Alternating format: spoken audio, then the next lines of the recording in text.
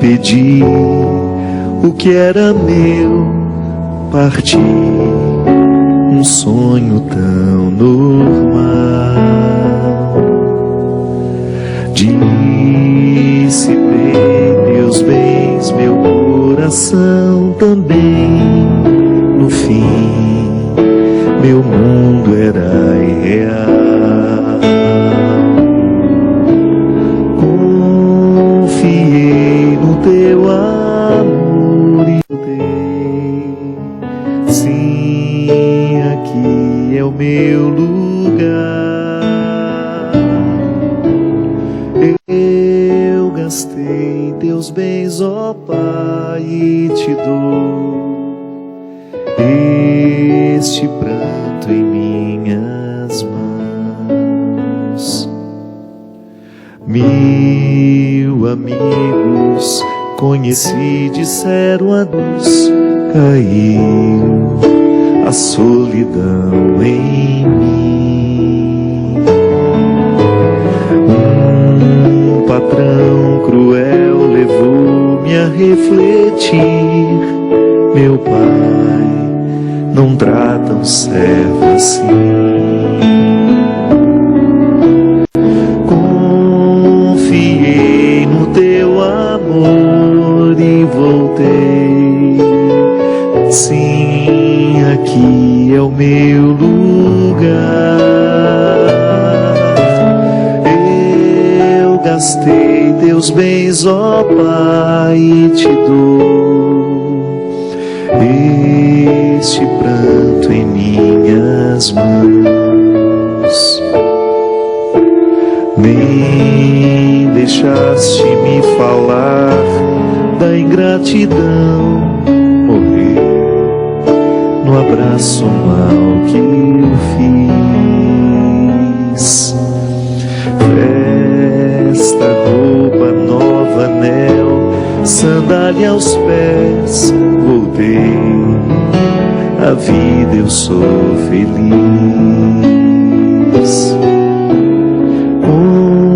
Confiei no teu amor e voltei. Sim, aqui é o meu lugar. Eu gastei teus bens, ó Pai, e te dou este pranto em minhas mãos. Confiei no teu amor e voltei. Sim, aqui é o meu lugar. Eu gastei teus bens, ó Pai, e te dou este pranto em minhas mãos. Muito boa noite, é com muita alegria que nós começamos o programa Direção Espiritual, inaugurando este tempo especial na nossa vida, tempo da Quaresma, oportunidade feliz que nós temos de viver e intensificar a nossa conversão. Eu gosto de compreender a conversão como uma volta que nós fazemos a Deus, que naturalmente nos faz voltar a nós mesmos. Pode observar, boa parte dos pecados que nós cometemos, é claro que tem esses pecados do nosso dia a dia, mas eu falo de pecados que produzem uma ruptura no nosso ser, que são tão profundos, que deixam causas tão profundas em nós, que são capazes de dificultar a gente ser quem é. A conversão é a oportunidade que nós temos, já à luz do Evangelho, a gente descobrir o que em nós precisa ser modificado, precisa ser retomado, porque às vezes nós vamos nos distanciando, a gente vai se distanciando de nós mesmos. É muito fácil a gente se perder, como esse rapaz que se perdeu e chegou a esquecer quem ele era. É interessante que no Evangelho do Filho Pródigo, nós temos neste rapaz um processo de esquecimento do ser. O pecado que ele cometeu foi tão profundo, o Evangelho não diz quanto tempo ele levou para gastar essa herança. O que a gente sabe é que, ao gastar o dinheiro que o pai havia lhe dado, ele gastou também a sua essência. Ele foi perdendo a noção de quem ele era. Junto com o dinheiro que foi embora, foi também embora a dignidade, a inteireza, a sua verdade pessoal foi ficando ofuscada. E esse menino foi perdendo a capacidade de estar no lugar certo. Porque a conversão é a gente viver essa satisfação de sentir que nós estamos no lugar certo. Hoje, você, eu, se nós não negligenciamos as nossas lutas, se a gente fez de tudo para superar as nossas mazelas, a gente ficou no lugar certo. Eu fico vendo o viciado, por exemplo. Pode ser que esse menino também tenha vivido algum vício, esse filho pródigo do qual se refere o Evangelho. Mas o vício faz isso com a pessoa. Retira a pessoa do seu lugar, do seu posto. O filho esquece que é filho, o pai esquece que é pai, o irmão esquece que é irmão, a mãe esquece que é mãe, a filha esquece que é filha. Porque o vício vai retirando de nós a capacidade de decidir de maneira amorosa por nós mesmos. Então eu, se sou viciado, eu perco a minha capacidade de ser pai. Eu negligencio a minha oportunidade de ser irmão, de ser filho, de ser amigo. Porque o vício, ele penetra no mais profundo da pessoa e retira dela a capacidade de decidir. E toda vez que nós não somos capazes de decidir, nós também não somos capazes de amar. Porque o amor não é um instinto, é uma opção. Eu posso até ser movido ao amor. A minha natureza me leva ao amor. Mas quando eu chego lá e preciso amar, eu faço uma escolha. E se eu estou privado da minha capacidade de escolher, eu jamais serei capaz de amar alguém. É por isso que a gente precisa fazer de tudo para se superar, para superar dentro de nós o processo das carências. Porque o que é a carência? Uma amarra interior. O carente é aquele que está sempre amarrado nas suas necessidades. Ele jamais será capaz de sair de si mesmo. Ele vai sempre olhar para o outro como uma oportunidade que ele tem de satisfazer-se através do outro. E isso, minha gente, é um processo tão complexo que não é só o carente que pede amor, não. É aquele que também fica oferecendo o tempo todo como se ele fosse uma máquina de fazer caridade. Também ele não está sendo livre. Interessante isso, né? A gente identificar que até mesmo quando a gente quer amar demais, muitas vezes nós não estamos agindo por um valor, mas por uma necessidade, por uma falta de liberdade interior mesmo. É por isso que quando nós assumimos essa maturidade como um projeto de vida, a gente vai saber dizer não e sim, e o nosso amor vai ser um amor mais equilibrado. Não vai ser um amor de posse, nem tampouco vai ser um amor de autodesprezo o tempo todo.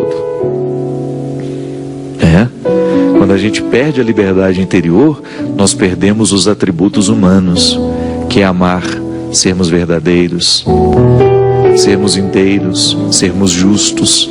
Muitas vezes eu não consigo ser justo porque estou amarrado interiormente às minhas carências materiais lá da minha infância. Então hoje eu quero tudo para mim, não consigo dividir nada com ninguém. A conversão é a gente colocar tudo isso à mesa e a gente começar a identificar onde é que nós precisamos crescer. Volto a dizer, o nosso pecado, as nossas necessidades nos retiram muitas vezes do lugar que a gente precisa ocupar. Como aconteceu com aquele menino? O que será que fez esse rapaz sair de casa? A gente pode imaginar, né? O que nos faz sair de casa? O que nos faz trocar as pessoas que nós amamos pelos desconhecidos? O que faz a gente ser ingrato? Muitas vezes com pai, com mãe, com pessoas que cuidam de nós. As nossas amarras interiores, a nossa falta de liberdade. Ah, padre, mas será que ele não queria só uma aventura? Mas se ele queria só uma aventura, por que pedir a herança? Ele poderia muito bem: pai, vou dar uma volta, conhecer o mundo e volto. Pedir a herança naquela época era como se você decretasse a morte do seu pai. Pedir a herança no contexto evangélico significava isso. Porque quando é que a gente pega a herança do pai? Quando ele está morto.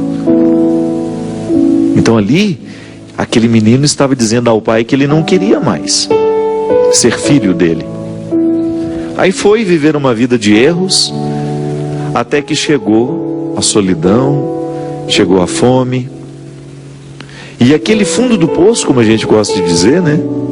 Há pessoas que usam a expressão fundo do poço para poder dizer que já não há mais recurso a ser buscado, estamos na pior de todas as misérias. Aquele menino acordou.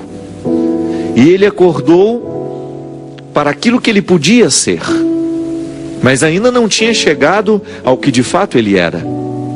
Porque a primeira possibilidade que ele trabalhou foi de voltar e ser um empregado de seu pai.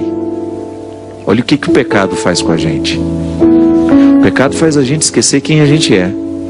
Aquele menino não acordou para a filiação. Ele acordou para a possibilidade apenas de ser escravo na casa de seu pai. Ser tratado como um de seus empregados. Porque ele sabia que o pai era um homem generoso. Tratava bem os seus funcionários. Porque naquele tempo também tinha escravidão. Tratava muito bem os seus funcionários, e ele pensou: volto para a casa do meu pai, vou ser tratado como um dos empregados e vai ser muito melhor do que ficar aqui nessa miséria. E assim ele fez. Reconciliou-se, pôs o orgulho no bolso, porque a gente é orgulhoso, né? Depois de tentar uma vida e isso não dar certo, a gente ter coragem de ir lá, olhar nos olhos daqueles que a quem a gente magoou, a quem a gente traiu, não deve ser fácil. Graças a Deus eu nunca precisei passar por essa situação. Mas esse menino precisou colocar o orgulho no bolso e foi lá. Só que ele não teve nem tempo de formular o discurso que havia preparado para o pai, pedindo ao pai que o tratasse como um dos empregados. A música fala de maneira muito sofisticada, muito poética. Nem deixaste-me falar da ingratidão. Morreu no abraço o mal que eu fiz. Sabe por quê? Para o pai, nada havia modificado. Como disse Papa Francisco no seu livro, O Nome de Deus é Misericórdia. Ali aquele homem era pura misericórdia. Que é justamente a misericórdia, é o movimento de um coração que não se prende ao erro cometido do outro. A misericórdia é essa oportunidade que nós temos de acomodar a miséria do outro dentro de nós. Não para nos tornar mais miseráveis do que nós somos, não. É para curar essa miséria dentro de nós. A miséria do outro só pode ser curada através do amor que nós amamos. O outro deixa de se sentir miserável quando nós lavamos a miséria dele no amor que nós podemos oferecer. O outro só pode deixar de ser miserável quando nós o abraçamos com o nosso olhar. Eu gosto de dizer isso, né? Antes de braços que abraçam, o primeiro abraço é do olhar. Porque a gente se sente rejeitado não é com a palavra que o outro diz. A gente se sente rejeitado primeiramente é com o olhar que o outro nos oferece. Não adianta nada você dizer ao outro seja bem-vindo se o olhar não disser a mesma coisa. E naquele momento o menino foi abraçado pelo olhar do pai. Foi o olhar do pai que o encorajou a correr na direção dele. As misérias daquele menino foram lavadas pela misericórdia do pai. Tudo aquilo que ele havia preparado como argumento para tentar voltar a viver ali na propriedade do pai, apenas como um empregado, não precisou de ser dito. Aquele discurso todo foi esquecido no meio do caminho, porque o pai o ofereceu um olhar que abraçava. Minha gente, começar a quaresma acreditando que nós temos o olhar misericordioso de Deus para lavar todas as nossas iniquidades é tão confortável. É tão motivador a gente acreditar nesse Deus que é misericórdia, que não se cansa de nós, que não se cansa de mim, que não se cansa de você. Acreditar que essa nossa miséria, porque todos nós nos sentimos miseráveis, basta a gente ser verdadeiro. Se você é verdadeiro, se você olha para a sua vida, para a sua realidade, para as suas atitudes, pensamentos, você sabe que você é miserável. Nós ainda hospedamos tantas coisas ruins dentro de nós, no nosso temperamento. Nós ainda somos injustos, nós ainda somos mentirosos, nós ainda somos infiéis. Tudo isso nos coloca numa condição de miseráveis. Mas acreditar que a misericórdia de Deus lava essa miséria, transforma essa miséria, e que este tempo de Quaresma é um tempo especial para os miseráveis. Sejam bem-vindos todos os miseráveis, que este tempo litúrgico é preparado para nós. Todas as liturgias celebradas de manhã, de tarde, de noite, seja a liturgia da palavra, seja a liturgia eucarística, a liturgia das horas, que é essa oração oficial da igreja, tudo vai girar em torno do pecador que se arrepende de seus pecados. Perder essa oportunidade, viver essa Quaresma esquecido dessa possibilidade, seria um crime contra você. Perder a oportunidade de mergulhar a sua alma na misericórdia de Deus. O significado das cinzas é tão interessante. O padre passa uma cruz de cinzas sobre a nossa testa, sobre a nossa cabeça, para nos recordar que nós somos do pó, frutos do pó. Do pó viemos, ao pó voltaremos. E que essa breve passagem pela vida deve ser qualificada, vivida com muita humildade, com muita simplicidade, para que Deus tenha acesso ao nosso coração, para que Ele nos arranque da nossa indigência. Mas aí eu sei que eu e você também sofremos de orgulho. E às vezes nós ficamos cristalizados numa postura orgulhosa. Sabe qual é? É aquela pessoa que acostuma-se com os defeitos que tem, com os pecados que pratica. Deixa de se acusar. Você sabe que isso é um fruto do diabo em nós, né? Terrível isso. Quando a gente deixa de se acusar do pecado que comete. Quando a gente se acostuma a ser preconceituoso, quando a gente se acostuma a ser fofoqueiro, quando a gente se acostuma a ser injusto, quando a gente se acostuma a ser promíscuo, infiel,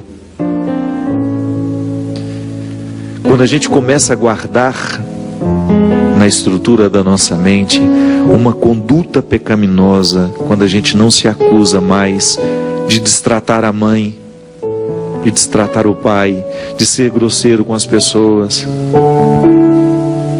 a gente perde a oportunidade de mergulhar a nossa miséria na misericórdia de Jesus.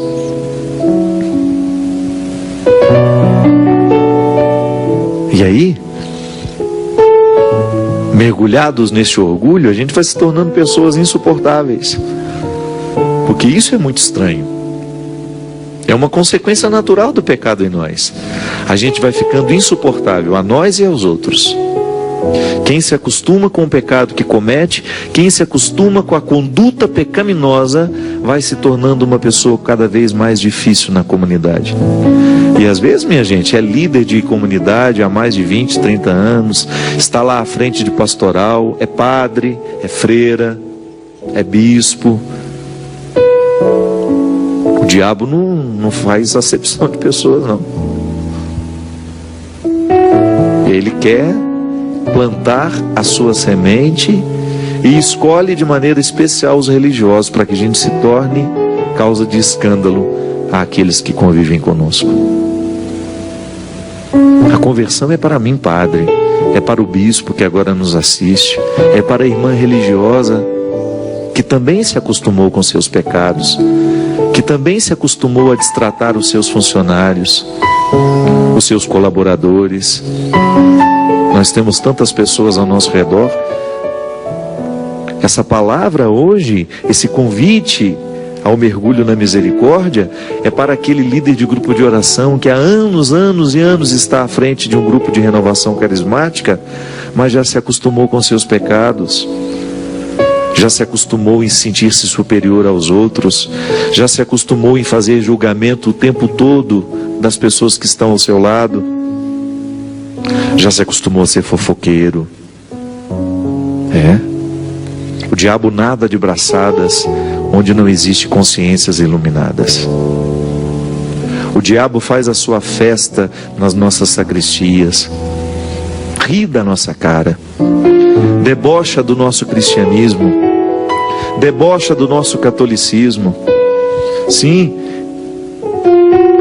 também os evangélicos que nos assistem sabem que eu estou falando, conhecem isso de perto. Aquele pastor desonesto, que utiliza-se da boa vontade dos seus fiéis para se enriquecer, que não está nem um pouco comprometido com o evangelho. Sim, é gente que se acostumou com o pecado. É aquele líder que se diz cristão, mas que utiliza-se do papel que ocupa para poder humilhar os outros, para cavar os seus interesses. Tempo de conversão, minha gente. Tempo de julgar luz nessas situações. Como se a gente acendesse uma lanterna na própria vida e começasse a entrar nesse porão escuro que é a nossa personalidade. E não deixar que nada, absolutamente nada, fique fora da luz. Para que essa luz da misericórdia tenha condições de atingir todas as instâncias das nossas misérias. Que nada fique de fora. Que absolutamente nenhum detalhe da nossa personalidade miserável fique fora da lanterna de Jesus. Não porque Ele quer nos envergonhar, não é isso não. Acender a luz e mostrar o erro que nós cometemos é para o nosso bem. Eu sempre gosto de dizer isso. Alguém um dia colocou para nós que o primeiro a ser beneficiado com a nossa conversão é Deus. Não é não. O primeiro a ser beneficiado com a conversão não é o pai do menino, é o menino. É ele que se reconcilia com ele mesmo. É ele que corrige os seus erros. E quem corrige o seu erro tem condições de ser mais feliz. Quem expulsa do coração os seus ciúmes vai ter condições de ser mais feliz. Quem expulsa da sua vida a fofoca, a palavra maledicente, vai ter a oportunidade de ser mais feliz. O primeiro a ser beneficiado com a conversão é o convertido. Ouse deixar a promiscuidade de lado. Ouse a valorizar mais o seu corpo. E você vai ver o bem-estar que essa sensação de cuidado vai lhe dar. Ouse olhar para a sua sexualidade com mais responsabilidade. Ouse não se interpretar como uma praça pública, ainda que o mundo esteja socializando a sexualidade como uma praça pública. E você vai sentir os benefícios da castidade na sua vida. Ah, padre, que discurso. Pois é. Deus muda as nossas ideias. Basta você permitir que essa lanterna seja acesa na sua vida. Basta você permitir que Deus ilumine tudo. Não permita que Deus ilumine apenas algumas partes da sua vida. Você fica no prejuízo. Se Deus não mexe em tudo, prejudicado é você. É como se nós estivéssemos fazendo uma receita de um bolo muito saboroso, mas a gente deixa de colocar 2, 3 ingredientes. O bolo nunca será bom como aquele que coloca todos os ingredientes. Eu, na minha vida, eu preciso permitir que Deus venha iluminar todos os detalhes dela. Você acha que eu não me investigo diariamente? Você acha que eu não encontro dentro de mim atitudes pagãs o tempo todo? Gestos egoístas, atitudes egoístas, pensamentos diabólicos? Ah, mas eu preciso colocar tudo isso com muita honestidade diante de mim e diante das pessoas que convivem comigo. Sabe por quê? Porque quando eu conto o que me ocorre, eu me comprometo. Se eu olho para essa quaresma como uma oportunidade que eu tenho de me curar em relação a alguma pessoa, eu conto para alguém, eu conto para algum amigo, porque assim eu me comprometo com a lanterninha que Deus iluminou. Deus iluminou aquilo dentro de mim e me mostrou uma pessoa que eu preciso reencaixar na minha vida,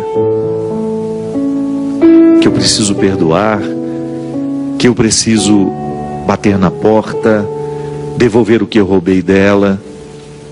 A paz, muitas vezes, né? O beneficiado sou eu. Aí depois Deus dá um sorriso por saber que eu estou sorrindo também.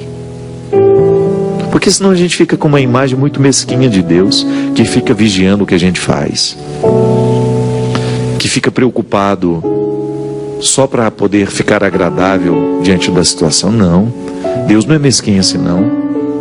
Eu é que sou mesquinho, eu é que penso que Ele é assim.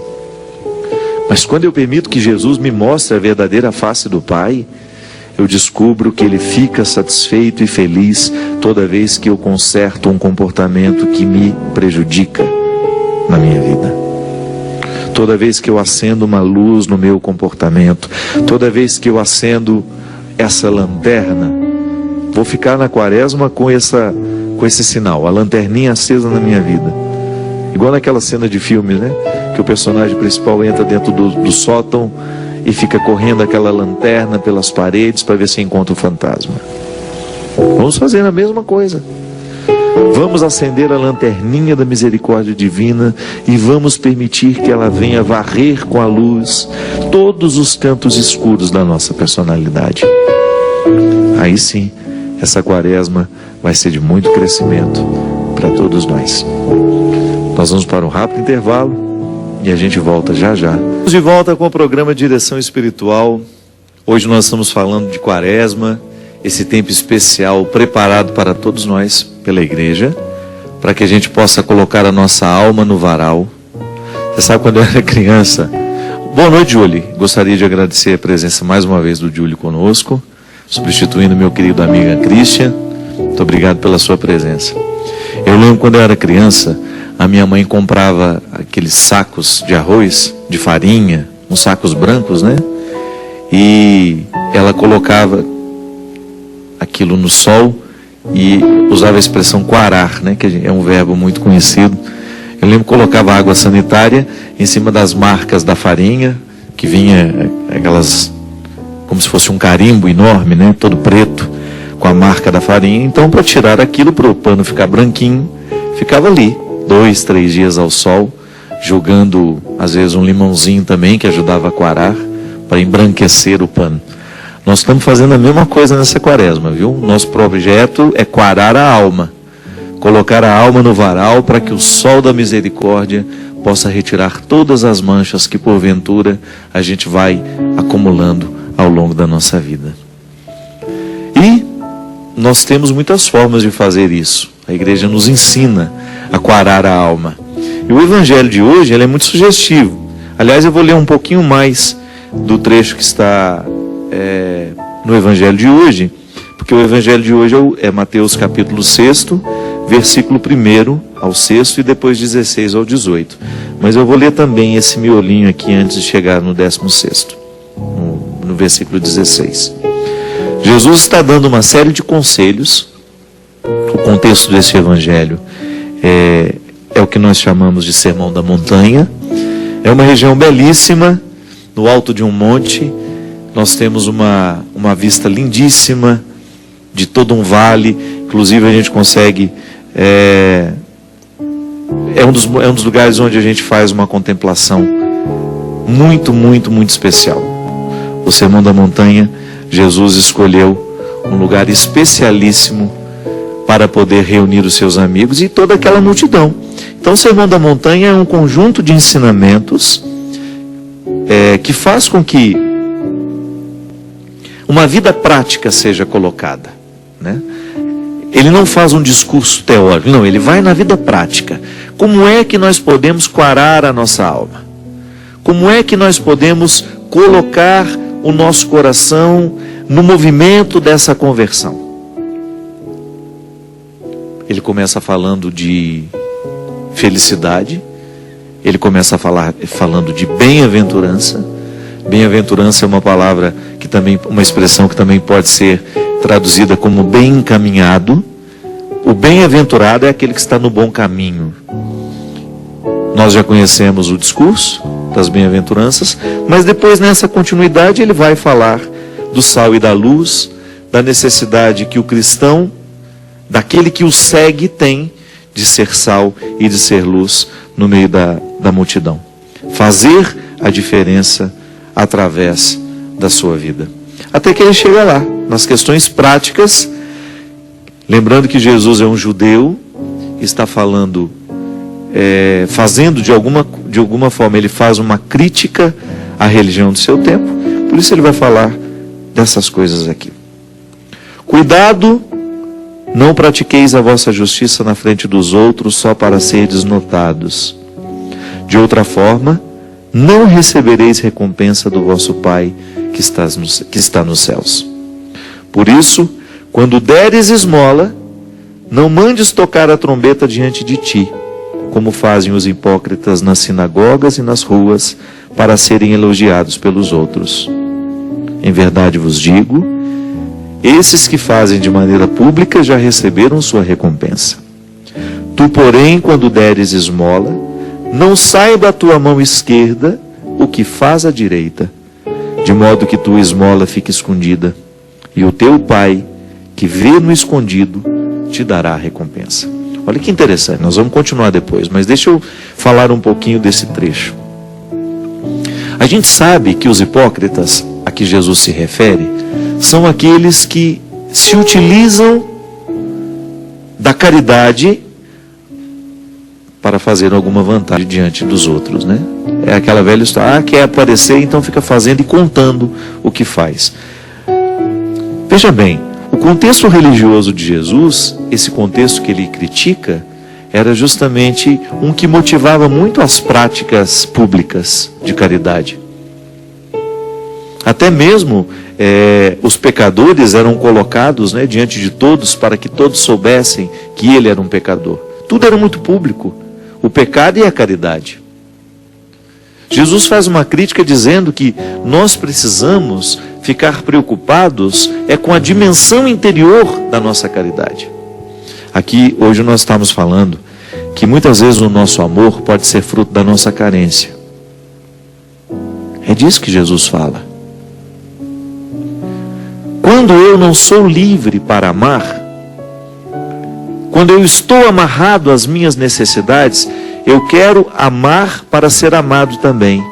Eu quero amar para ser admirado pelo outro. Eu quero fazer um gesto de caridade para que isso possa repercutir e os outros venham me admirar.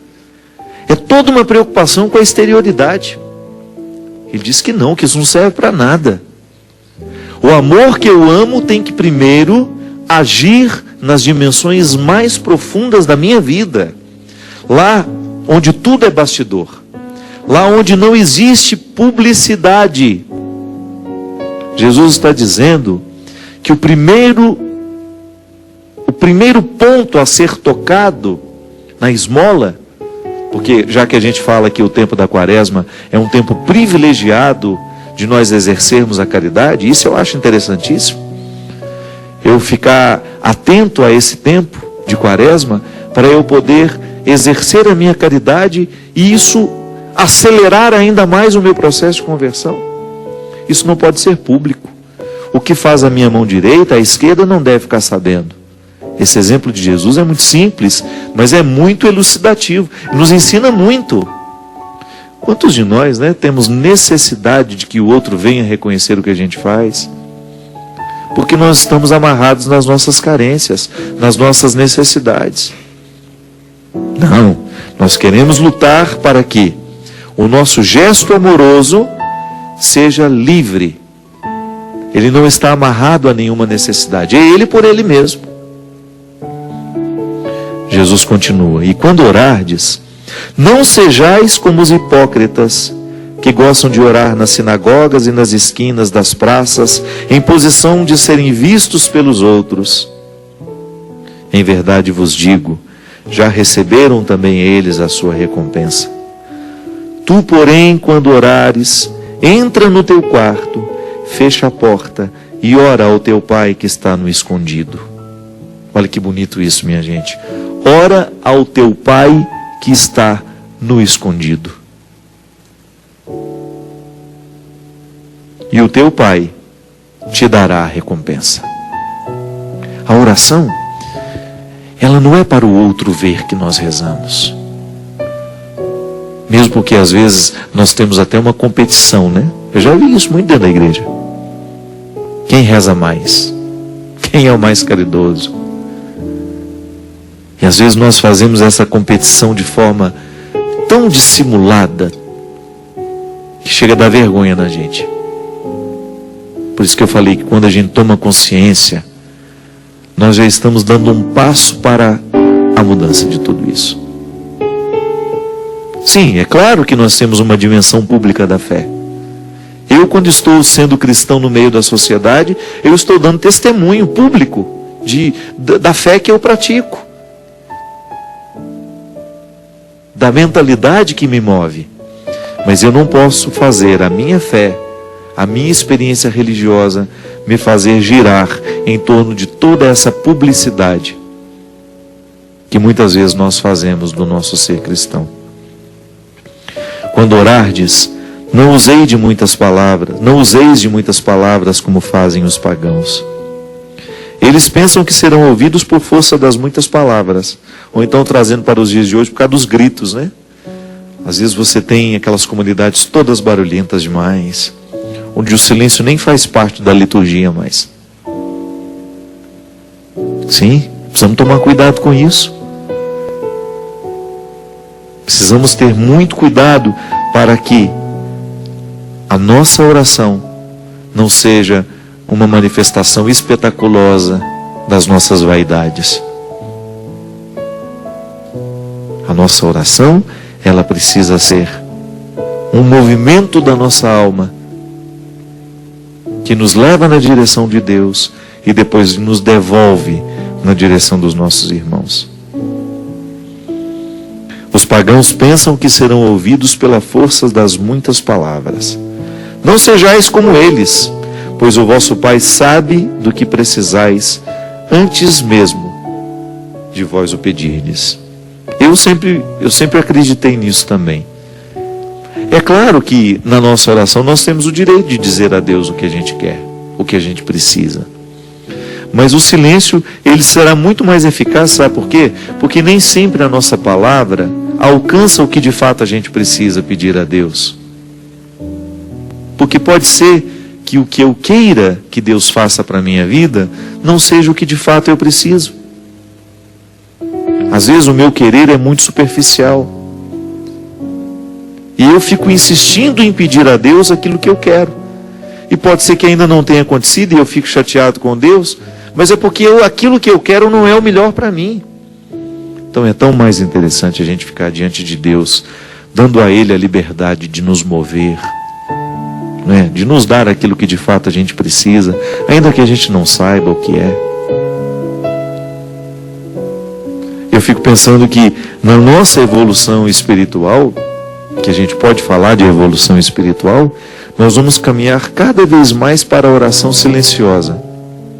Não sei, eu tenho para mim que quanto menos a gente fala, mais madura a gente fica. Que quanto menos a gente suplica a Deus, muito mais a gente vai amadurecendo na fé. Porque às vezes eu fico vendo as pessoas, elas não rezam, elas dão ordens a Deus.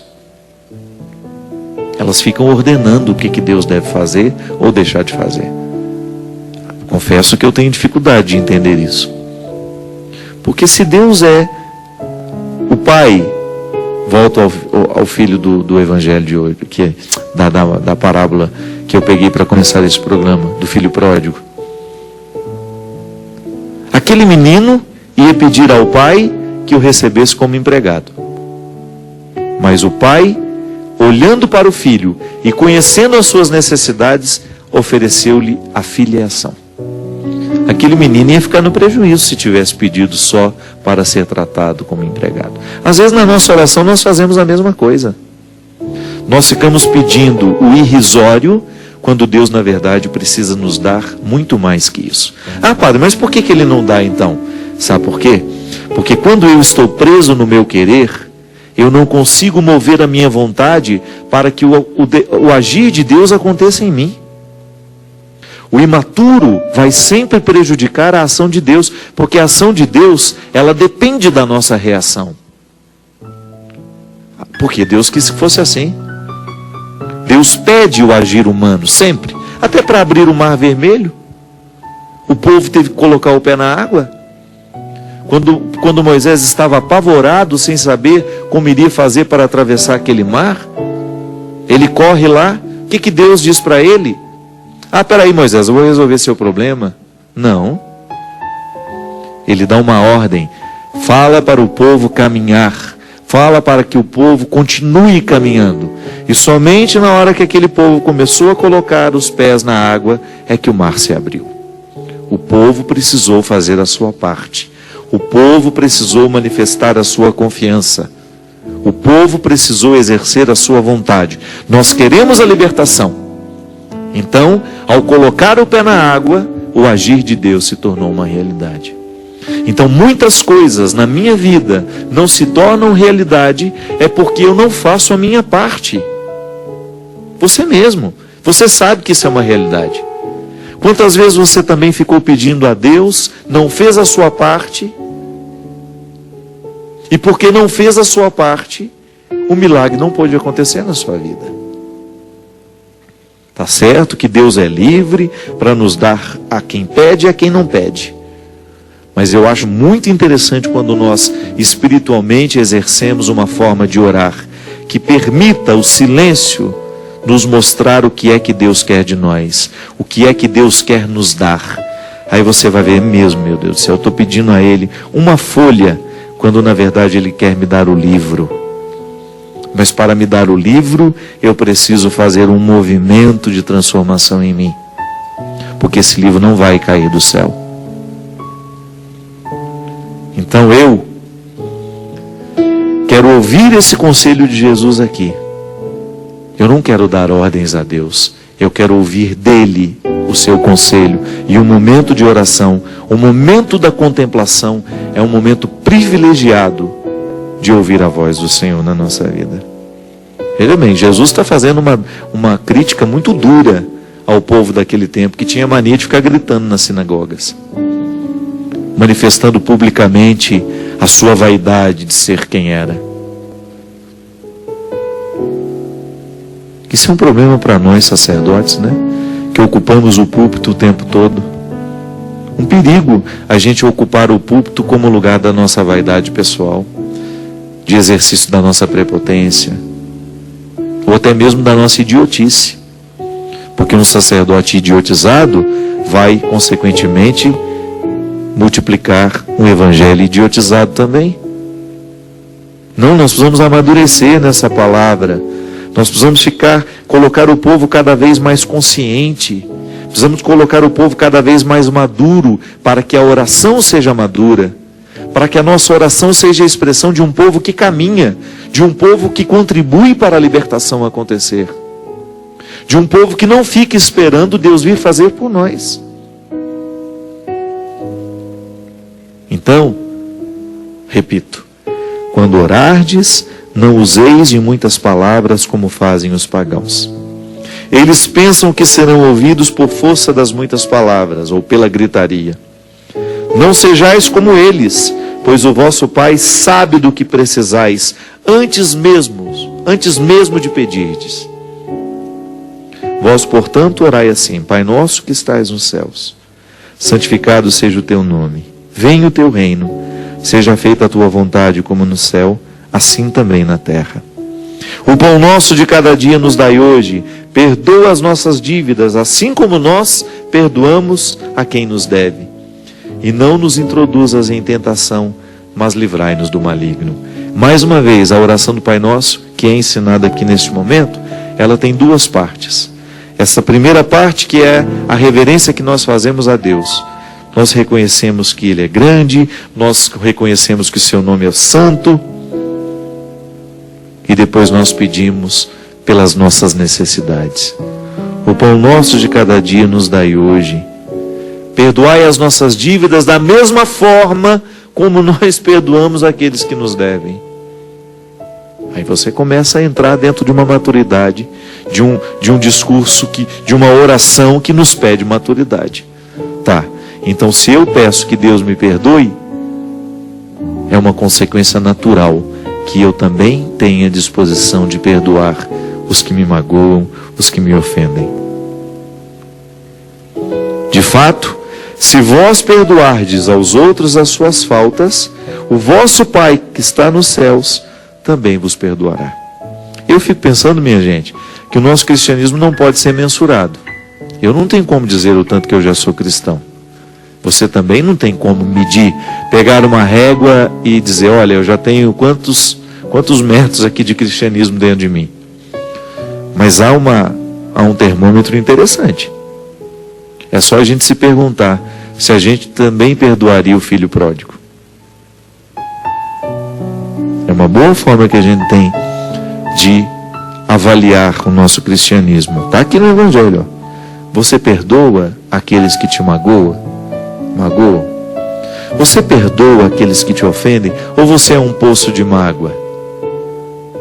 Está aqui, ó. Uma frasezinha simples que Jesus é um tapa na cara da gente. Que às vezes nós ficamos querendo compreender a complexidade das coisas, fazendo muitas perguntas sobre Deus, mas a gente não tem coragem de perguntar a nós mesmos isso. Eu perdoo da mesma maneira como quero que Deus me perdoe? Ou eu ainda não sou capaz de ter um coração simples, amoroso, que entende o mal que o outro tantas vezes está pronto para cometer? E aí ele vai terminar com uma questão que é muito cara a esse tempo da quaresma, que é o jejum. Ele fala: quando jejuardes, não fiqueis de rosto triste como os hipócritas. Eles desfiguram o rosto para figurar aos outros que estão jejuando. Para contar, né, que está jejuando. Fica lá com aquela cara de defunto. Em verdade eu vos digo, eles já receberam a sua recompensa. Tu, porém, quando jejuares, perfuma a cabeça, lava o rosto, para que os outros não vejam que estás jejuando, mas somente teu Pai, que está no escondido. E o teu Pai, que vê no escondido, te dará a recompensa. De nada vale a gente fazer para o outro ver que estamos fazendo, minha gente.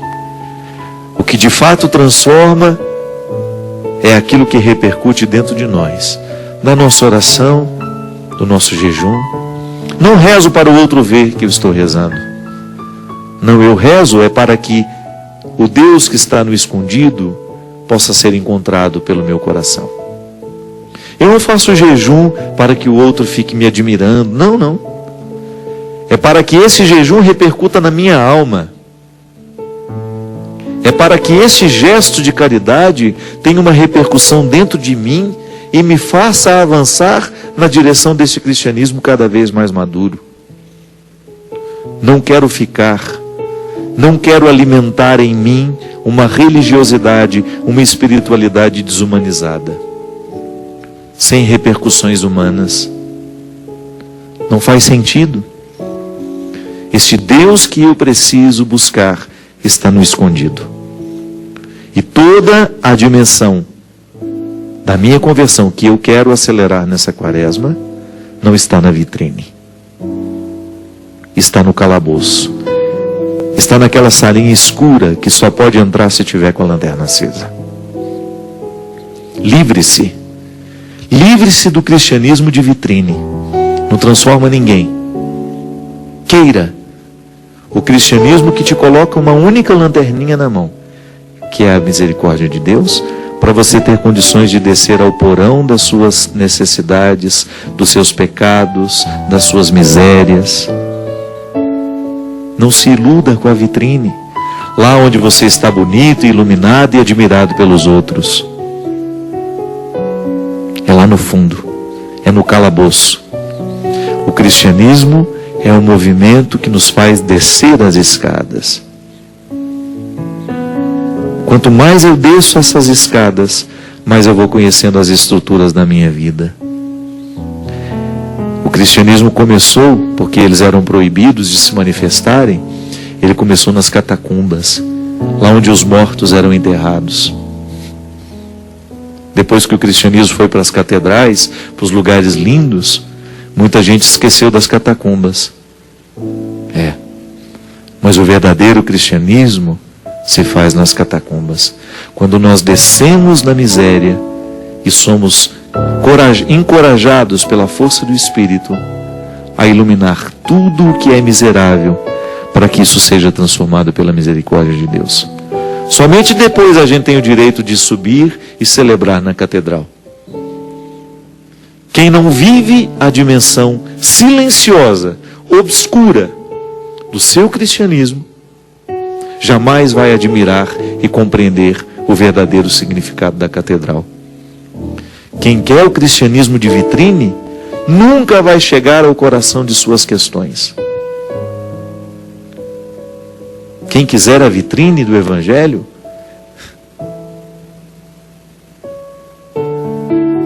quem quiser a vitrine do Evangelho,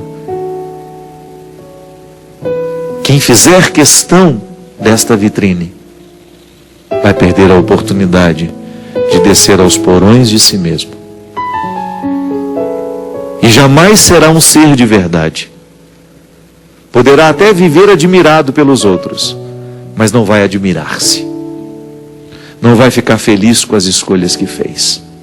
Porque em última instância, o que nos realiza não é o reconhecimento que o outro nos oferece, mas é aquele que é a luz do Espírito de Deus a gente se oferece.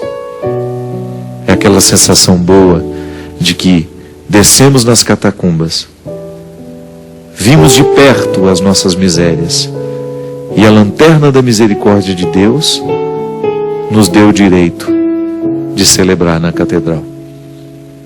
A celebração da catedral, do prédio suntuoso, da vitrine do cristianismo, digamos assim, só é verdadeira se a gente desceu nos porões das catacumbas. É o que eu desejo a você. Muita coragem para que, munido dessa lanterna da misericórdia, você tenha coragem nessa quaresma de descer no mais profundo do seu ser e iluminar, deitar luz sobre tudo aquilo que é obscuro na sua vida. Derrame sobre a sua vida, sobre o seu coração, a bênção e a proteção do céu, do Deus Todo-Poderoso, Pai, Filho e Espírito Santo. Amém. Até a semana que vem, se Deus quiser. Nem deixaste-me falar da ingratidão, morreu no abraço mal que eu fiz. Festa, roupa nova, anel, sandália aos pés, voltei, a vida sou feliz.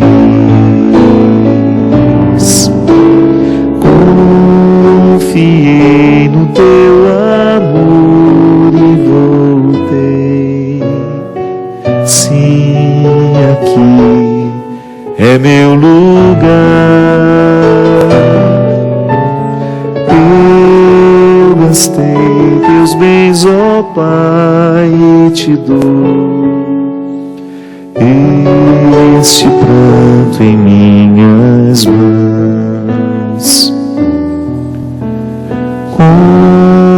Confiei no teu amor e vou